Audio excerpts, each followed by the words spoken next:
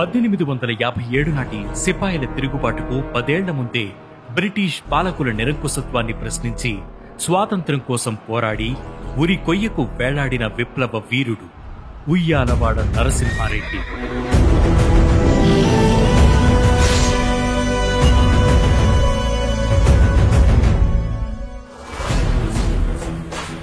ఉద్యమం మొదలుపెట్టిన ఏడాదిలోనే ప్రాణాలు విడిచినప్పటికీ వేల మందిలో పోరాట స్ఫూర్తిని నింపిన ఈ యోధుడి గురించి ఈరోజు అనగనగాలు.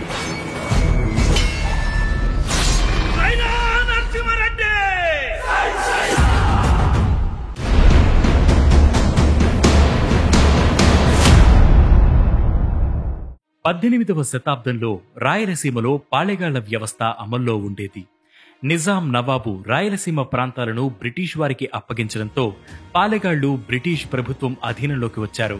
బ్రిటిష్ ప్రభుత్వం వారి ఆస్తులు మాన్యాలపై కన్నేసి వాటిని ఆక్రమించుకునే ఉద్దేశంతో వారి అధికారాలకు కోత విధిస్తూ పాలెగాళ్ల వ్యవస్థను రద్దు చేసి వారికి నెలవారీ భరణాలు ఏర్పాటు చేసింది. ఇప్పటి కర్నూలు జిల్లాలోని ఉయ్యాలవాడకు పాలెగాడిగా నరసింహారెడ్డి తండ్రి పెదమల్లారెడ్డి ఉండేవాడు. నరసింహారెడ్డి తల్లి నీలమ్మ పెదమల్లారెడ్డి రెండో భార్య. ఆమె తండ్రి జయరామరెడ్డి కూడా జమీందారే. అతనికి కొడుకులు లేకపోవడంతో మనవడు నరసింహారెడ్డిని దత్తత తీసుకున్నారు. జయరామరెడ్డి మరణం తర్వాత అతడి వారసుడైన నరసింహారెడ్డికి భరణం ఇచ్చేందుకు బ్రిటిష్ ప్రభుత్వం నిరాకరించింది. అంతేకాదు, భరణం కోసం తన అనుచరుణ్ణి పంపిస్తే అక్కడి తహసీల్దార్ చాలా అవమానించి పంపించాడు. ఆ అవమానం నరసింహారెడ్డిలో ఉద్యమ కాంక్షను పెంచింది.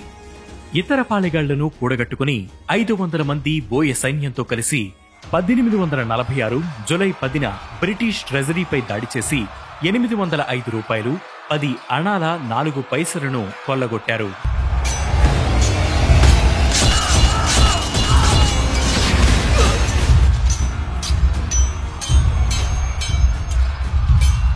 అక్కడున్న తహసీల్దార్ను కూడా చంపేశారు.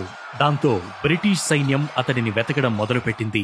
సైన్యాన్ని కూడా రంగంలోకి దించింది. కెప్టెన్ నాట్, కెప్టెన్ వాట్సన్ల నాయకత్వంలో వచ్చిన దళాలు ఆయన్ను పట్టుకోలేక వెనుదిరిగాయి. చివరికి ఉయ్యాలవాడను పట్టించిన వారికి 10,000 దినారాల బహుమతి అందజేస్తామని రివార్డ్ ప్రకటించింది. జూలై 23న నరసింహారెడ్డి గిద్దలూరు వద్ద కెప్టెన్ వాట్సన్తో యుద్ధం చేశారు. దాంతో నరసింహారెడ్డి కుటుంబాన్ని పట్టుకుని కడపలో ఖైదు చేసింది బ్రిటిష్ ప్రభుత్వం.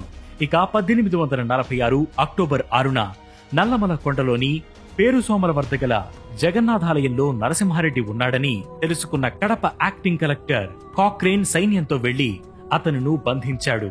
ఆయనతో పాటు 901 మందిని పట్టుకుని ఒక్కొక్కరికి ఒక్కోలా శిక్ష వేశారు.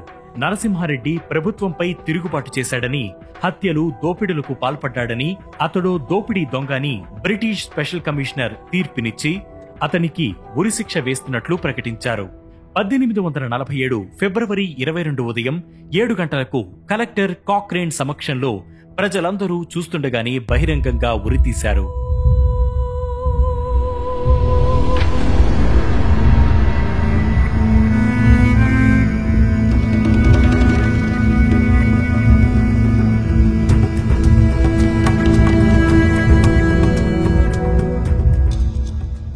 విప్లవకారులు భయపడేలా నరసింహారెడ్డి తలను 1877 వరకు 30 ఏళ్ల పాటు కోయింకుంట్ల కోటలో ఉరి కొయ్యకు వేలాడదీసి ఉంచారు. కానీ ఆ చర్యతో ప్రజల్లో భయం కాకుండా పోరాడితే ఎప్పటికైనా విజయం సాధించే తీరతామన్న భావన పెరిగింది. ఉయ్యాలవాడ నరసింహారెడ్డి ప్రాణాలు వదిలిన 100 ఏళ్లకు మన దేశానికి స్వాతంత్ర్యం వచ్చింది.